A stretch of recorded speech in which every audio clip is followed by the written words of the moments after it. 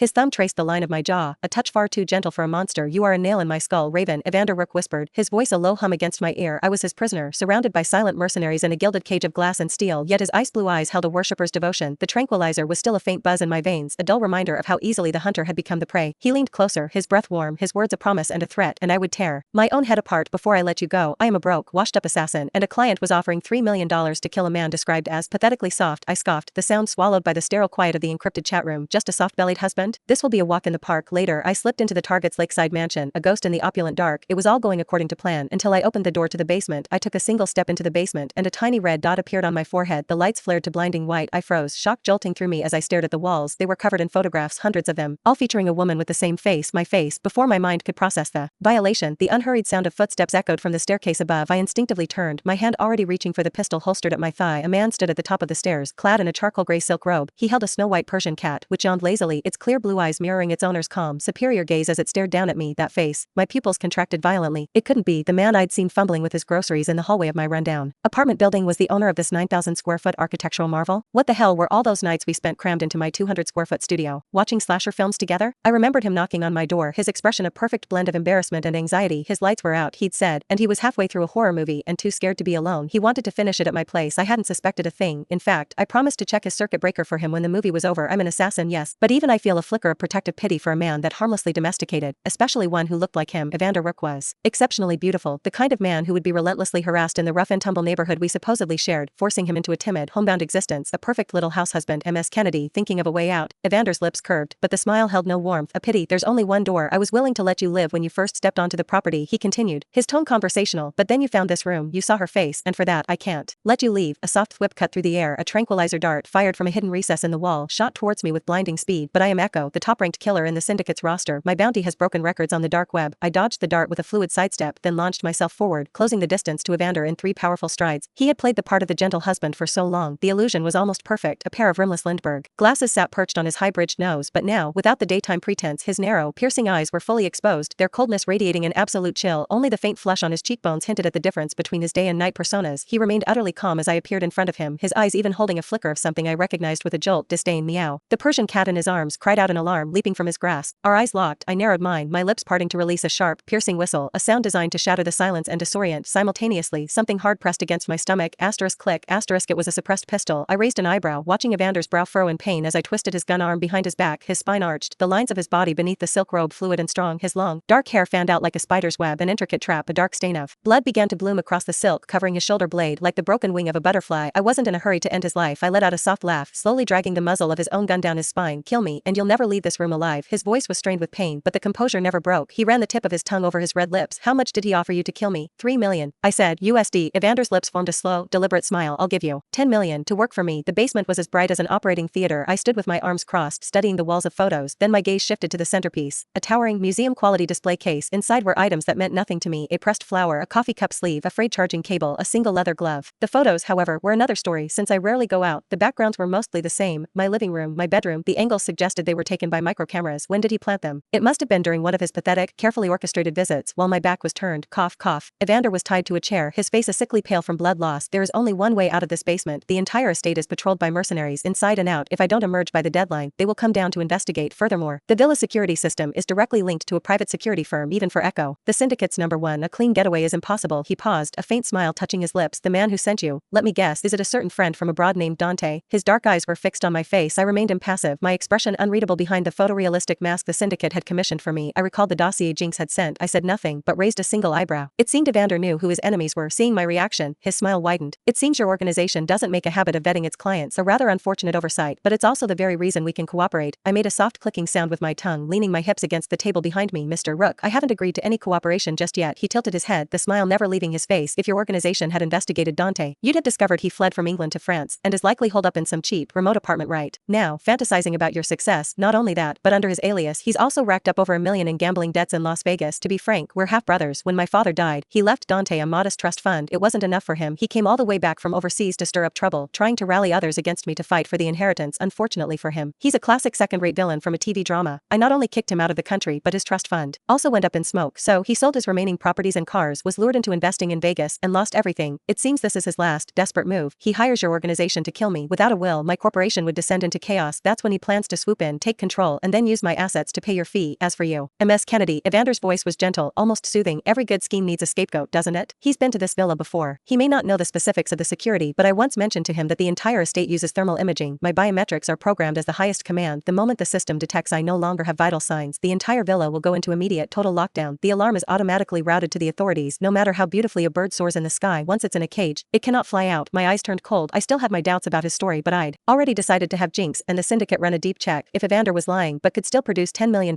I had no problem helping him make his story a reality. Don't talk to me about loyalty. Loyalty is a concept for people with a conscience. I'm an assassin. We don't have those. You could say I was born for this line of work, a true professional. Of course, if Evander was telling the truth, then Dante had dared to play games with the syndicate and tried to frame me to take the fall. If that was the case, I would personally put a bullet in him for every dollar he owed. So Ms. Kennedy, are you interested in a partnership? Evander's gaze was intense, a flicker of a smile in his dark eyes. It was a look I knew all too well. It was the same expression he wore when he showed up at my door in a white t-shirt and a pink apron, offering me a home-cooked meal. That gentle, harmless house husband look. No one would ever believe it was all an act. Evander promised me $10 million to turn on Dante and retrieve a certain file from him. I need some time to consider. I tapped my knuckles on the table, not agreeing easily. Evander smiled. Of course, how does 3 days sound? 3 days was more than enough time for the syndicate to dig up everything on Dante Wilson. Acceptable. This time I agreed readily. Feeling generous, I leaned in close to Evander under the stark white light. The man's features were breathtakingly beautiful. His thick lashes cast shadows on his cheeks, his dark pupils like twin vipers hiding in the shadows. Mr. Rook, I moved closer still, our faces almost touching.